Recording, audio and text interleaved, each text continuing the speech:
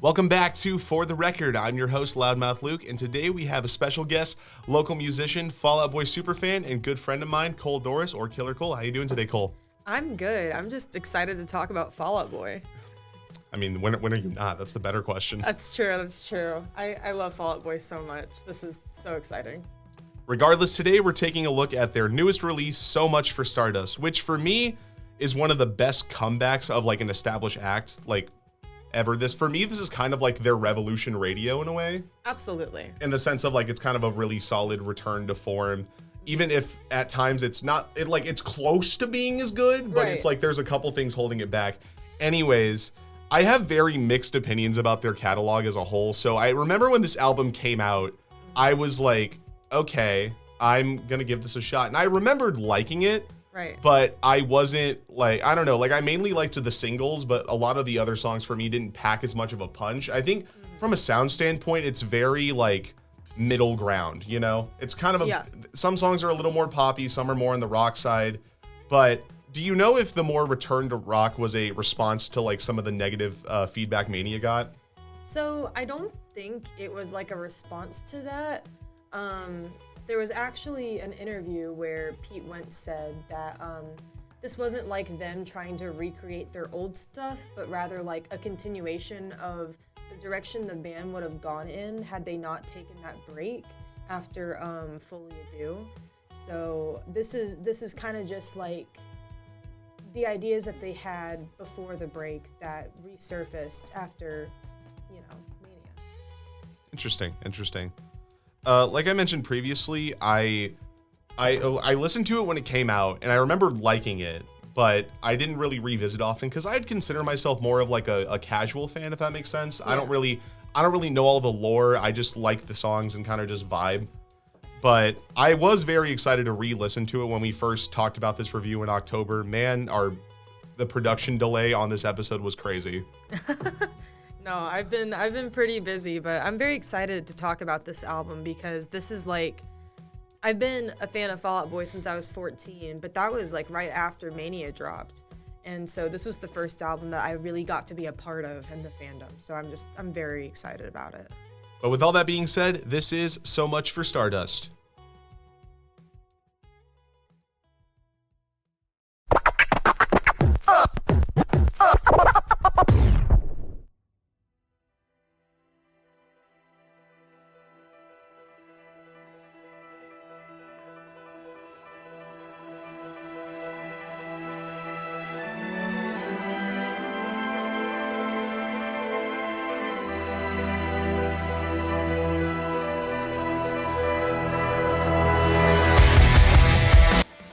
The first track is Love from the Other Side, which was the lead single, and I think it's overall a great first start of what to expect.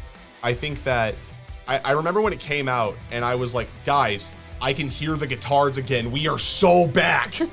Because, like, for me, my biggest issue I have with a lot of the post-hiatus stuff is a lot of the instrumentals are kind of not really that interesting. Or, like, I don't know, for me, they just kind of lack a lot of personality. Now, that's not necessarily that they're bad. I don't know. It's hard to explain, but I feel like for the most part, Fall Out Boy doesn't really work with that production style. Most of the time. I'd say there are exceptions, of course, but again, I've been on the whole thing about why it's like, yeah, let's make an album called Save Rock and Roll, and we can barely hear the guitars. No, and that's understandable. I think everyone was kind of excited to get that classic Fall Out Boy feel back. This album did really, really well, especially compared to Mania. And I think that Love from the Other Side is probably the most banging intro to an album that you could ask for. It's like, they came out swinging, bro. I did rank these, by the way, on like a 1 to 10 scale. How many of them are below a 9? A couple actually, yeah. I would say Love from the Other Side for me, though, is an absolute 10 out of 10. It's a beautiful song. I agree. I think this is the song about like a situationship or something. I don't know. I think this is another Pete Wentz yearning about an old relationship and beating the dead horse again song. And it may or may not be about Mikey Way. I was about to ask that. I'm pretty sure this is another Mikey Way song. I think a few of these are, actually. Yeah, I'm just like, dog, it's been like over 10 years. Yeah, no, this song is definitely giving situationship. I really like the line, "There's no way off this hamster wheel in a rat race." That is such a bar. Oh my god, it is. That's another thing I really enjoyed about this album was I feel like the lyricism was a lot more on point. Yes. There aren't as many lines that are like jarring or goofy. Which, I mean, I know this is Fall Out Boy we're talking about. They're kind of always a little goofy, but... Sure, but no, I think what impressed me most with this album was the lyricism in it. And I think this song was a big display of that. All right, track number 2, Heartbreak Feels So Good. It was the second single and another really solid addition. I don't like it as much as Love from the Other Side, but I do think it's still very good. Absolutely, that's why I gave it like a 9 out of 10, because after such a banging first song, Heartbreak Feels So Good, it's not like it's a letdown or anything, but it just doesn't go as hard, but it's still really good. I like the little like synth-based little doo doo doo doo. Do. I love it. I think that's one of the, because my biggest issue with Mania was I feel like the weird like electronica elements they were a little weird, but I think this isn't really comparable here, but I think this is a better way of doing it, is a more like subtle. Yeah, I also really like the line, "It's open season on Blue Moods, lights off the screen and messages unsent," which I don't know if that's intentional or not, but that could be a commentary about how relationships are in like the modern age. I could see that. You know, it's weird because as much as I like this song, I haven't listened to it very much since it dropped. And so, to be honest, I don't really know what the lyrics mean, which is weird because I feel like I'm very on top of that with most Fall Out Boy songs. But I do have a fun fact about this one. Oh. So, you know how like you can preview track lists on Spotify? Yeah. Well, they did that with Heartbreak Feels So Good whenever they announced it, except it only showed up as track 2 and not as like what the track is actually called. A lot of artists do that, and I think that's honestly really smart. Well, it was an accident actually. Oh. So it was up, I think it was up for like 2 days, and then they fixed it and it became a meme, and they actually made merch of it. They had these like box sets with these So Much for Stardust shirts, and I actually ordered one where the track list on the back says track 2 instead of Heartbreak Feels So Good. It would have been funny if it was song 2. It's like, bro, Fall Out Boy's covering Blur. They about to do the woohoos. Hold Me Like a Grudge is probably my favorite song in this album. Oh, it's so good. It's not really deep at all. it is such a vibe. I also like the music video when they're like the buff like. Yes, it's so fire. This one's 10 out of 10 for me. Also, do you think Pete Wentz has a thing about needing to be held? Because, like, you know, hold me tight or don't, hold me like a grudge. And then, literally, if I had like $1 for every time Pete Wentz said hold me in any fashion in their discography, I would be, like, rich, honestly. One of the notes I put in here is, I white boy dance to this song. Oh, you got a white boy dance to this song. Also, what the hell is Tangerine Sweat? You know, like, Pete Wentz, you popped off with that one. The inner machinations of his mind are an enigma. I suppose so. I think what stands out to me the most in this song, though, is the bass line. Yeah. For some reason, and this is probably just me, and this is probably because I'm a huge fan of this artist, the bass line reminds me of Smooth Criminal by Michael Jackson. Oh my god, it kind of does. Just because it's like doo-doo, digga-dun-dun, and Smooth Criminal's like digga-digga-digga-dun-dun, digga-dun-dun, digga-dun-dun. Absolutely. Dun. I can see some influence from Well, I mean, they that covered genre. Michael Jackson, so like... They did. Oh yeah, I forgot. They totally did. Banger cover, by the way. So good. So good. And another one of my favorite parts of this song is the bridge. Yes. Oh my god. Okay. One of my favorite things ever is when they let Patrick sing fast. Let the man sing fast. It sounds good. He enunciates his words clearly. I think every Fall Out Boy song could benefit from a weirdly fast bridge. I don't know. Yeah. Fake Out's up next, and I don't love this one as much as the first 3, but I do like it. I like how it's a lot more of a chill vibe. Oh yeah. This is probably one of my favorite songs off of the album. Yeah? It's a 10 out of 10 for me, and I think mostly because, like, this song is about essentially dealing with like avoidance or trying to escape love or something, but it stems from this root of like insecurity. Like, do you laugh about me when I leave? I literally wrote that down because I'm like, I wonder if that's what this is about. It's just like, you know, I avoid relationships because I'm really insecure, which, you know. Yes, which, you know, and I just went through like a 1.5 year period of that, which was fun. And this song was very much there for me during that time. So, and also it was super cool live because there's this fan project where they gave out these like pink 8 balls to like all the fans in line at the concert, and then we put them, it was like little slips of paper, and we'd put them over our flashlights during fake out, and it made like the stadium pink. It was really cool. Yeah. Was because like, I mean, do you know what's up with the 8 ball? Because that's kind of been their thing since this album came out. You know, I feel like it's kind of just part of the aesthetic, but it's mostly because of the Magic 8 Ball songs that they did during the tour. That's where most of it comes from, and I think most of the merch is just from referencing the tour. During each show, they would have a section where they would play a surprise song, and they would reveal what it was by like asking this big Magic 8 Ball that was like a decal on the stage and stuff.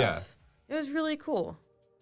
Heaven, Iowa, I love how overly dramatic this instrumental is. It's so good. I get so emo to this song. It's so dramatic. I'm low-key thinking of Shadow the Hedgehog riding a motorcycle every time I listen to it. No, he would totally do that. He would totally do that. I do in general like its very theatric vibe. I think that's another thing I really like about this album is how theatric it is. Yes. I think at times it's a little too much, but I don't care. No, yeah, I don't agree. even care. It doesn't like ruin anything, but I think at times it's very goofy. I think that orchestral vibe and that dramatic theatrical energy is really I don't know, it's very reminiscent of Folie à Deux for me. Yeah. And I can really appreciate that. The song is a little too slow, but I could totally imagine them just throwing in a couple guitars and it would totally be on Folie à Deux, you know? The vibe I got from the lyrics was like a trauma bond or some kind of a rocky relationship. Pretty much, which for a while I actually thought the lyrics were star-crossed lovers, but upon reading them, it's scar-crossed lovers. Which is such a bar. So good. It's so good. Well, when I first listened to the album, the lyrics weren't available yet. So I just went for like a month thinking it was star-crossed lovers, and I was like, well, these lyrics make no sense. Mr. Stump, I thought you could enunciate now. They sound really similar. So. Yeah, no, but I think that's intentional. I really like the line, the chemistry is a mess, but I'm still a sunbeam. It's like, you know, I'm like, this person's like hopeful of a relationship or something. I think that's really cool. I also really like when Patrick in the bridge goes like down, down, down, down. Like his final down is so deep and weird, and I love it. I also like the bridge and the line from it that's I close my eyes inside your darkness and found your glow. Like, so good. Which is another thing of, I get a lot of cautious optimism vibes in the lyrics to this song. Or like, you know, I'm in a rough spot, but I'm trying to make this work. Yeah, I feel like this song is, it reminds me a lot of like Bishop's Knife Trick in a way. Like the same dramatized situationship, trauma bond love. You know, it's a vibe, and I love it. So Good Right Now is up next, and this is probably you're gonna want to kill me for this, but this is probably the most post-hiatus sounding song on the album. Really? You know, yeah. To an extent. I mean, I feel like it's kind of like Young Volcanoes in a way. Yeah, no, this is the Young Volcanoes of this album. Which, like, again, I like that song, so that's not a bad thing necessarily, but I just, when listening to it, I'm like, yeah, this sounds like post 2013 Fall Out Boy. I gave this one like an 8 out of 10, which I think I forgot to give my ranking on Heaven, Iowa, but whatever. This one's like an 8 out of 10 for me. It's not my favorite just because I don't like it as much instrumentally. It doesn't have that same moody vibe that matches the rest of the album. Yeah. And to be honest, I think what really saves it for me is the bridge, because I love when Patrick sings fast. And I think without the bridge, it'd probably go down to a 7, to be honest. I get a vibe of cautious optimism in the lyrics. That seems to be a very prevalent theme throughout a lot of the stuff so far. Oh yeah. I don't know if that's intentional or not, but I think that that's just something that's really prevalent. Like, well, I mean, you know, most Fall Out Boy songs are like relationship issues. Oh yeah. Well, this song covers a lot of like dealing with isolation from COVID and then situationships, which Pete Wentz is really good at being in those. And those both have themes of like insecurity and, you know, cautiousness and just like, I don't know. I mean, this song I feel like it's like the token happy song with like fairly depressing lyrics. I call that the semi-charmed life effect. Exactly. That's what this song is. Up next is the Pink Seashell, which features a audio clip from actor Ethan Hawke. This is more of like an interlude. Yes it is. I have a couple things to say about this track. So here's my thing. If I'm gonna sit down and listen to the album as a whole, I will obviously listen to this because I feel like it's a very important part of what the album is talking about. However, if I'm just shuffling it, it's getting skipped. I don't really want to listen to Ethan Hawke talk for like a minute and a half. Yeah. You know, but with that being said, it's still a 9 out of 10 for me because it serves its purpose. So that clip of Ethan Hawke talking actually samples a monologue from a film he starred in 1994 called Reality Bites. I think it was his film, actually. Yeah, I've never seen that movie. I had to look that up. Yeah, so what he's referencing there is his character was given this like seashell by his father and was told that there was like some sort of important meaning like inside of it, like he had to keep it safe because he was protecting whatever was inside. But then he found out that the seashell was empty like the whole time. And I think the tone, kind of like what you said about like the how did you phrase it, like the cautious optimism? Optimism, yeah.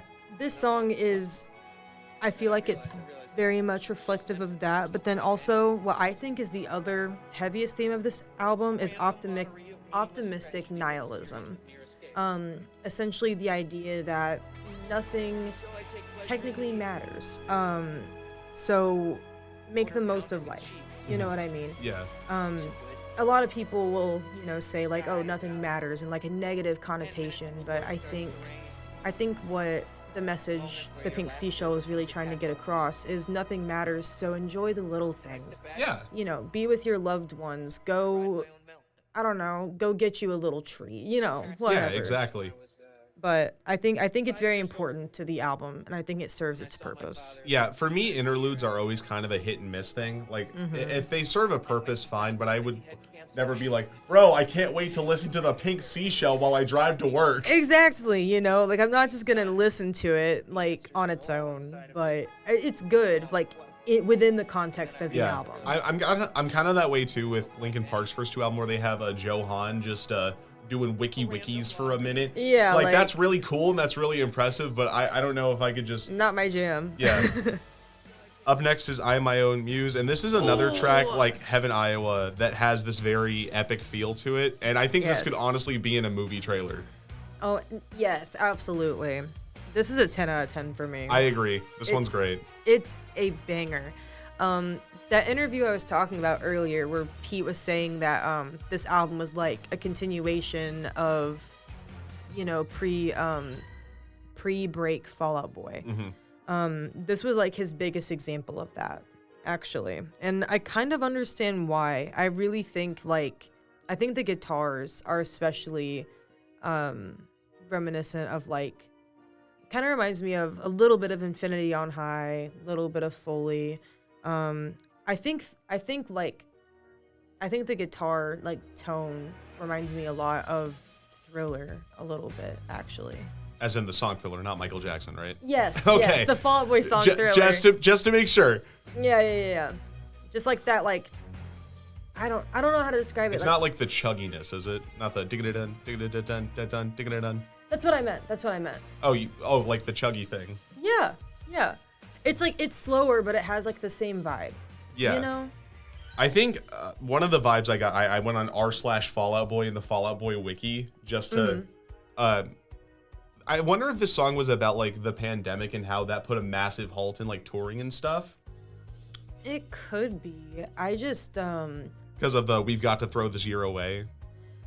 I could totally understand that being like a reference to COVID, but I could also see it being a reference to just like, I mean, I know it's like a lot more simple, but literally just having a terrible year. Yeah. You know what I mean? This song kind of just feels like trying to run away from like an amalgamation of things that have been building up in your life. Yeah. And just deciding, I don't care. It's my life. I'm going to take control of it. I'm done. I also really like the build up at the end of the track. That's super cool. Oh Where it my builds gosh, up and then it yes. just like stops. That was so awesome. It's incredible. I think when the album dropped, this was my favorite song. It's not now that I've like re-listened to it a few times. But I do love I'm My Own Muse. Track 9, Flu Game. This is another one I like, but it as a whole is one of the weaker ones. Now, to be clear, that doesn't mean I dislike it or I think it's bad. I just don't see myself revisiting it often. I kind of feel the same way about Flu Game as I do about Heartbreak Feels So Good, in the way of I just listened to I Am My Own Muse, and now it's like, oh, it's Flu Game, and it's not as impressive. I think overall the track listing is pretty solid, but there's a couple ones I would probably reorganize. A little bit, yeah. But I think Flu Game, I think it gets a little too much hate. I put this one as like a 9 out of 10. I love Andy's drumming. Yeah, it has a very like tribal feeling. It does, and it just kind of I don't know anything about drumming, so I'm probably wrong when I say this, but it has like this like swing to it that I can appreciate. Well, I think also the clapping too has something to do with the the swing feeling. Absolutely. So the track name actually refers to have you heard of Michael Jackson's Flu Game? Not Michael Jackson's. I'm crazy. I misread my notes. Michael Jordan's Flu Game. Well, I remember, I'm assuming, have you seen Epic Rap Battles of History before? Not really. Okay, well, they did one of Michael Jordan versus Muhammad Ali, and he goes, man, you make me sick, but I'm better with the flu. So I wonder, now that you mentioned that, I'm like, okay, that's probably what that's a reference to. So, he played in the 1997 NBA Finals while he had the flu. I think it was against like the Chicago Bulls, and his team won. He's in the Bulls? Yeah. Oh my gosh. I don't know anything about the sport. I was just trying to write down a fun fact. No, right, I get you. Yeah. But anyway, he played some sort of game in the NBA Finals while he had the flu, and his team won. Yeah. That's what the title track, not title track. The title of the track, I know what you mean. Get me out of here. I can't talk today. I love the line, all this effort to look effortless. Bar. I think that's my favorite line. I was going to mention that one too. I think the chorus is what shines the most in this song. I don't know. I like at the end, I'm assuming Joe's the guitarist, right? Yes. He uses a whammy pedal. Yes, he does. Which, you know, as Tom Morello is my favorite guitarist, I love the sound of the whammy pedal, like the wee. I love it. I feel like they had a lot of fun with this song, you know? Yeah. Again, I'm like, I think it's good. It's just, for me, one of the weaker songs. Like, yeah. It's one I don't think has a lot of replay value. Like, if I was going to show someone, like, 2 or 3 songs off of this album, like, Flu Game wouldn't be on there. For sure. We have another interlude up next. This is Baby Annihilation. I like that this is Pete doing spoken word poetry. I think that's pretty cool. Absolutely. It reminds me of what's that song on Cork Tree where it's like super edgy? You know, I could probably remember the... You know what one I'm talking about. I know you do. Hang on. I know I do. How does it start? This has done so many times that I'm not sure if it matters. What is that? See, that's another problem that I have with this band is I can't remember half of the songs I actually like. That is one of the like 3 or 4 songs off of Cork Tree that have really long song titles that I can recognize if I see it. Get Busy Living or Get Busy Dying. That one. I love this one. And the little poem at the end. Yes, oh my gosh, the one that's like, from day one I talked about getting out, but not forgetting about how my worst fears are letting out. So good. Peak edgelord, but I love it.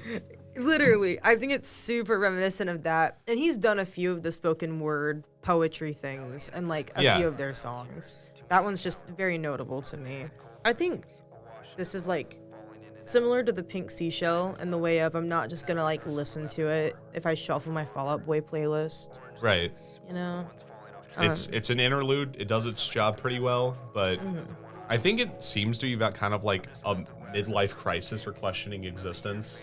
A little bit. It kind of seems like an existential spiral of dealing with like self-hatred and struggling with like self-sabotage, kind of trying to win against yourself and not being able to. One of the other things that I thought was really funny was the line about the mask could be an indirect reference to the I Don't Care video. You know, it could actually. Well, according to Genius, which, I mean, I don't know if that's always the most credible source, but... Well, Genius is just where, like, fans go to, like, theorize about different stuff. Which, yeah. And that's the thing with this album is we don't get a lot of insight into the lyrics, so most of it is just, like, skepticism from fans and stuff. So a lot of this is just up to interpretation, because Pete got really, really insane about the weird poetry and symbolism in this album. Yeah. Up next, we have the Kintsugi kid. I sounded super white saying that. But I like this one a lot. For some reason, the verse melody in the beginning reminds me a lot of Alone Together. I could see that. I don't know why. I think it's like a similar like kind of like I don't know how to describe it. I don't think that was intentional, of course, but I don't know. I like how vibey the instrumental is. Oh yeah. This song is another one of my favorites. Probably more so than Fake Out, actually, which is crazy. This one's a 10 out of 10 for me. And I think what really sticks out to me is the lyrics. And some of the wordplay is really cool, like roll the highlights, the got to highlights. Yes. Mix the low, low, low lights with the low, low, low lives. Like, I love the wordplay there. And I think my interpretation of this song is probably accurate because I've struggled with the same thing. But this is definitely a song about like addiction. Yeah, sure. I got the vibe of like burnout from performance and wanting like social validation, or I'm assuming Pete and Patrick have had like substance problems in the past. Oh, they have actually. And because that's kind of what I was wondering if that was about, because it was like the 10 years, and I'm like, was that happening during like that time period? I haven't looked much into Pete's history, but I do know that Patrick had quite the history of drinking. He actually has a song about it on his solo album, Soul Punk, and the song's called Run Dry, and it's a whole song about, just struggling to quit. But I think the roll the highlights, the got too high life, 10 years in a chemical haze, and then like, stop me if you've heard this all before, too many times after too much alcohol. Like, I feel like the signs are there. And I love the way that they portrayed it in this song. It means a lot to me. Yeah, I like this one too. I think this is another, I don't know, it has a similar vibe in the lyrics to I Am My Own Muse to me.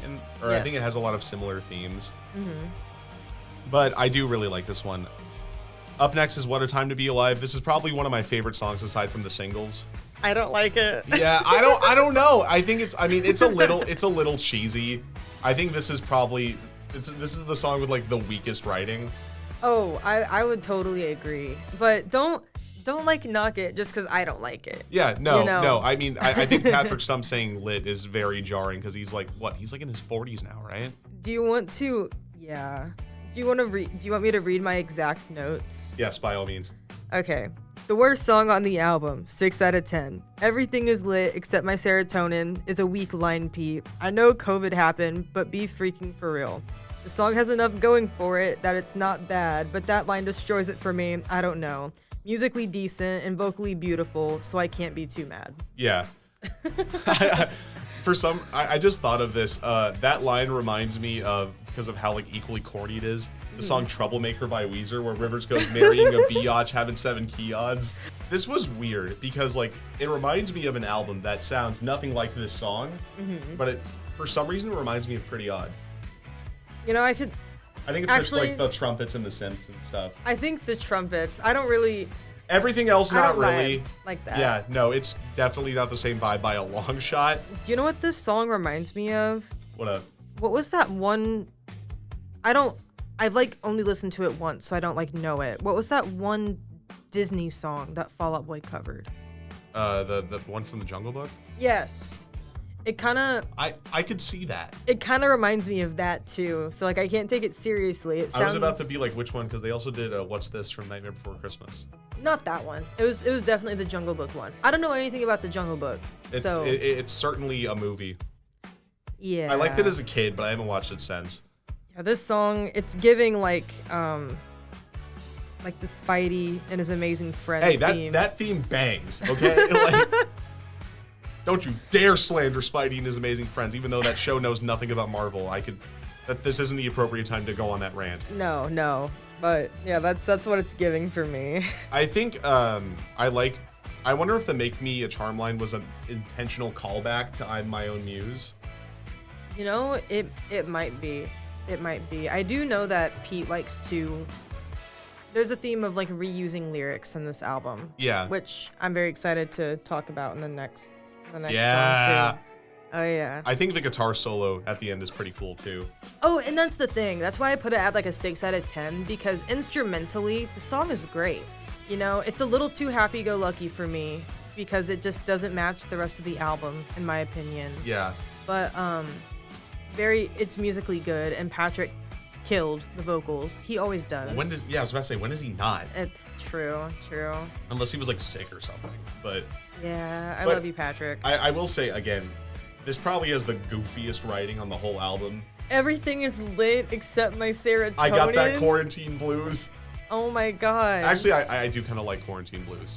That's... Well, I mean, sure, the song's, like, about COVID. I think also, though, it was kind of bold of them to release this in spring of 2023 whenever people weren't, like, really talking about COVID anymore. Mm-hmm. It was still a thing. It's obviously whatever, blah, blah, blah. But I feel like just all of that kind of died by 2023. Like, emotionally died. Well, I mean, do you think that some of the writing happened, like, around the time the pandemic was happening?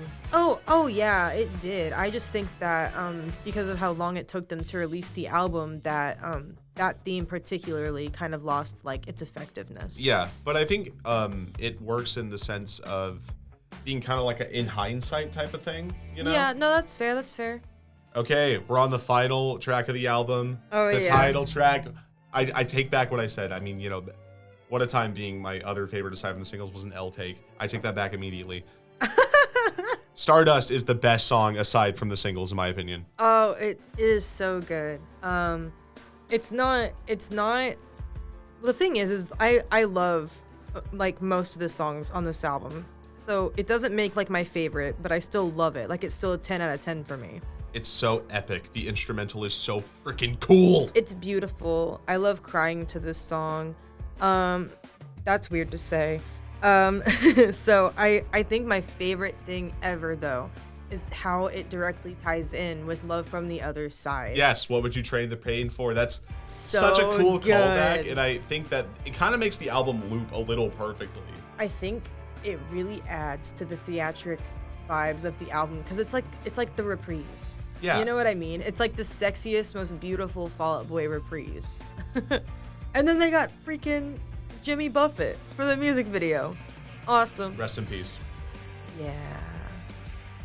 But still, I very think cool. the lyrics to the song for me kind of tie into that theme of validation that I think is in a lot of these songs. Yeah. And I think it's interpreted two ways, as them as, like, musicians, but also, like, going through a breakup or something. Mm-hmm. Which I love songs that do that, whether it's intentional or not. It's cool. I think Love from the Other Side, kind of like we discussed, was about, like, a complex situationship and navigating that. And I think you go through this whole album, which a lot of it holds similar themes about, you know, struggling with your relationship with yourself and with others. And I feel like so much for Stardust, the song, is like this massive existential reflection at the end of all of it, where you kind of feel a little bit more hopeless about yourself and your relationships and your future. And it just, I don't know. It's like this whole album like built up, and So Much for Stardust just like crumbles all of it in like the most beautiful way. It's amazing.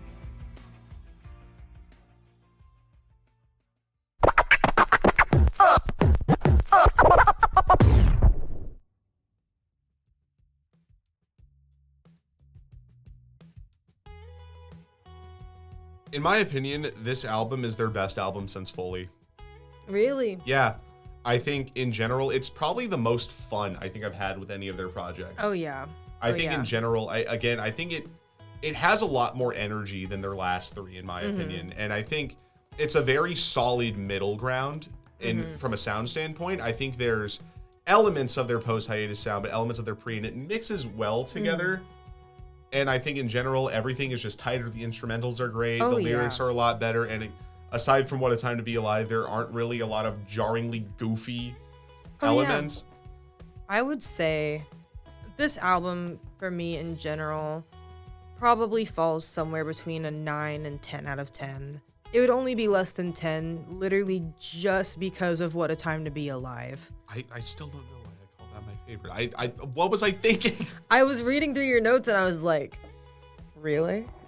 I don't know. I think I just liked the vibe. No. And you can like a song just for the vibe of it. Like, yeah, I think that was a part of it. That's fine. For me, this album's an 8. Like I compared it to like Revolution Radio in the sense of being kind of like a return to form, but also still adding in some of the modern elements of their style. Yes. In a way that I feel like is done well, but similar to Revolution Radio, I feel like it's so close to being as good. But for some reason, there's a couple things that hold it back for me.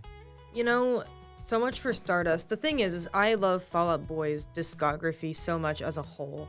I love their old music. I love their new music. I love all of their stupid unreleased demos in the depths of YouTube. And I feel like So Much for Stardust is this beautiful amalgamation of everything that they've done up to this point. And I actually like it more than a couple of their old albums that I won't name because I don't want to get canceled. Why'd you have to? You sound like such a boomer. Sorry. But canceling you. Anyway, sorry. That was a really bad. When I torture myself and review a Falling in Reverse album in the future, we'll see. I don't want to give Ronnie Radke money. But this song is incredible. I think it's my favorite like newer Fall Out Boy album too. Yeah. I think it's their best post-hiatus album, honestly. I would agree. I would agree with that. I think, because again, like I mentioned previously, for me, like Save Rock and Roll and American Beauty are like good, but I feel like for me, there's a couple things that like make me, it's like, that's it. Those albums, while I do think they're solid, always leave me wanting a little bit more. Right. And Mania is still my least favorite, but I think like in general, it's like fine.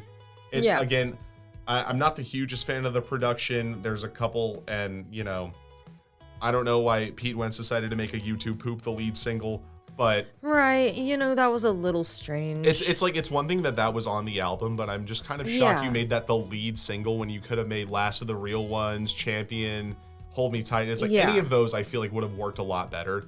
Agreed. But regardless, thank you so much for being on this show, Cole. It was really fun to talk about this album. Of course, yeah. And that wraps up another episode of For the Record. If anyone wants to request an album for me to review, my email is lukeeboyer03@gmail.com, or you can message me at loudmouthluke03 on Instagram. Thank you all for tuning in, and I hope you all have a great night.